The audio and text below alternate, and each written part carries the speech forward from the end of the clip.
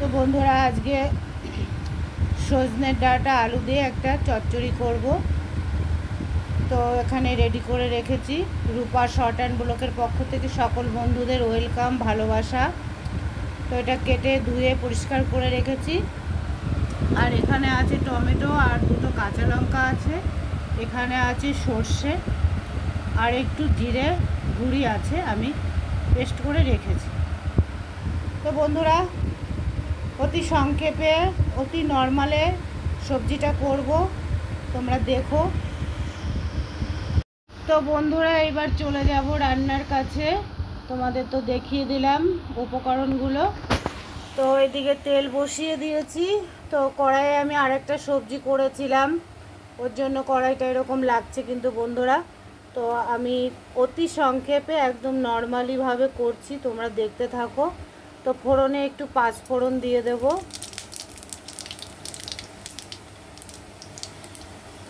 পাঁচফোড়নটা একটু ভাজা হোক।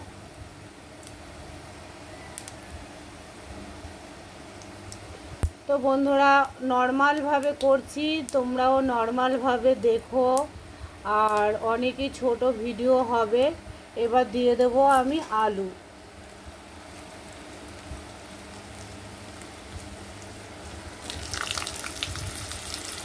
তো বন্ধুরা আলুটা একটু সামান্য ভেজে নেব আগে, তারপরে আসছি আবার আলুটা ভাজার পরে আবার আসছি। তো দেখো বন্ধুরা আলুটা কিন্তু আমি ভেজে নিয়েছি। এবার দিয়ে দেব সজনের ডাঁটা। সজনের ডাঁটাটা দিয়েও আমি একটু 2 মিনিট ভেজে নেব হালকা।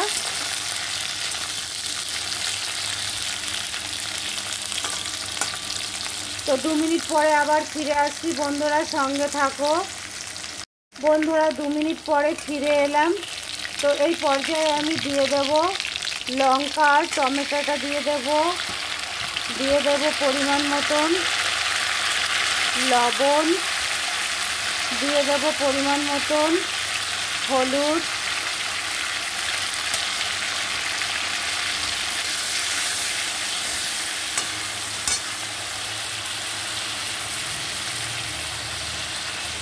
আর দিয়ে দেব বন্ধুরা পিষে রাখা সর্ষে আর একটু জিরের গুঁড়ি আছে।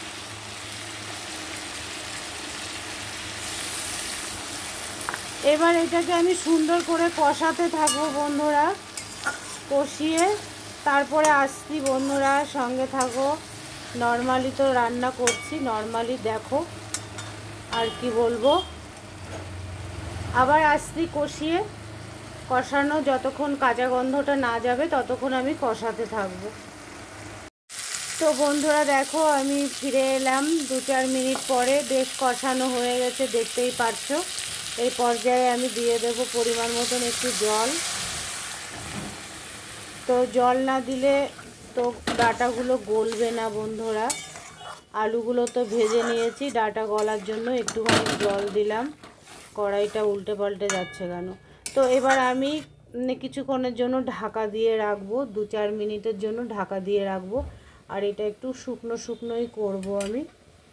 তো বন্ধুরা চলো একটু ঢাকা দিয়ে রাখি, তোমরাও সঙ্গে থাকো, দেখতে থাকো।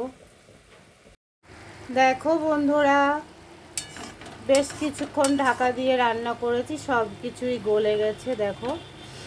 এবার আমি এটাকে নামিয়ে দেব, আর কিছুই দেব না। তো ওপর থেকে একটু কাঁচা সর্ষের তেল দিই, আজকে আমি দেব না, এইভাবেই আজকে খাওয়া হবে। তো আজকে একদম নর্মালভাবে তোমাদের রেসিপিটা দেখালাম, কেমন লাগলো অবশ্যই জানিও। তো বন্ধুরা ফাইনালি আমার সজনের ডাঁটার চচ্চড়ি একদম রেডি। আমি আজকে একটু শুকনো করে করেছি, কারণ আমাদের অন্য অন্য তরকারি আছে, তার জন্য আজকে একটু শুকনো করে করলাম। তো অতি সংক্ষেপে করলাম, দেখতে পারলে বন্ধুরা। তো তোমাদের কেমন লাগলো? আর গরমে একটু রিচ খাবার খাওয়া অত ভালো না, একটু সেই জন্য হালকা ফুলকাভাবেই করলাম।